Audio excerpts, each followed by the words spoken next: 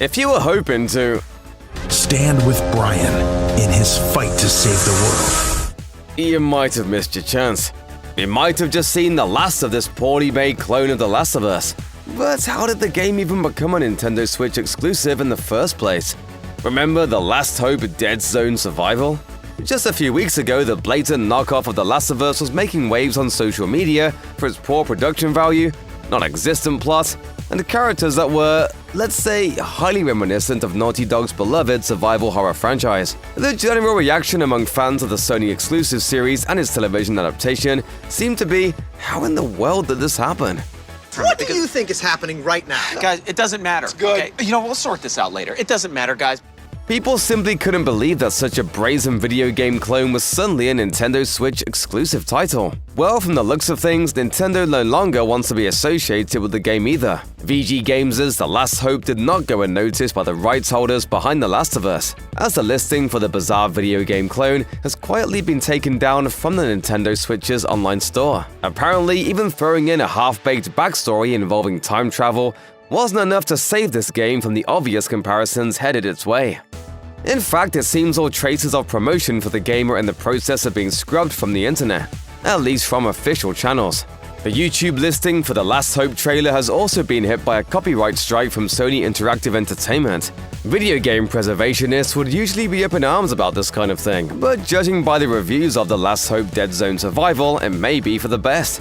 Some have said that the sale price, which dropped as low as 99 cents before the game was pulled, might have still been too high a cost to pay. While it's not terribly surprising to see that The Last Hope has been removed from the Switch store, it's kind of wild that it took so long for Sony to file a claim against it. After all, it took on a surprising life of its own once gaming fans started making a meme out of it.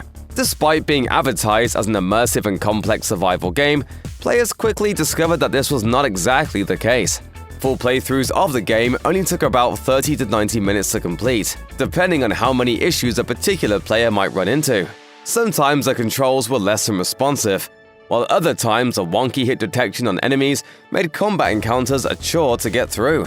Frame rate drops and various other glitches joined forces to ensure that even if a player managed to finish The Last Hope, it wouldn't be landing on any Game of the Year list anytime soon. In an in-depth review of The Last Hope, Digital Foundry's John Lineman wrote that this game is emblematic of the very worst the gaming industry has to offer. The Last Hope is designed to take your money. There is no game here.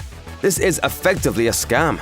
We all knew this from the trailer, but the fact that the actual game is so much less than even that awful trailer is genuinely shocking.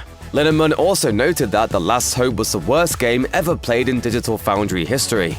It wasn't too much longer after Digital Foundry's reviews started gaining traction that The Last Hope was removed from the Nintendo Switch store. The listing for the controversial knockoff has simply ceased to exist. However, it's worth noting that The Last Hope wasn't alone on the Nintendo store, as VG Games has put together an interesting catalog over time. Interestingly, it seems VG Games' other familiar-looking titles, many of which boast extremely search-friendly titles, have so far escaped this copyright strike unscathed. Titles like Need for Drive, Zombie Garden vs. Plants Defense, and the hilariously named World War Battle Heroes Field Armies Call of Prison Duty Simulator are still available for sale. It remains to be seen if the infamy of The Last Hope will bring further scrutiny to VG Games' other offerings. Now I can't tell them apart. Which one's Andy? You gotta be kidding me!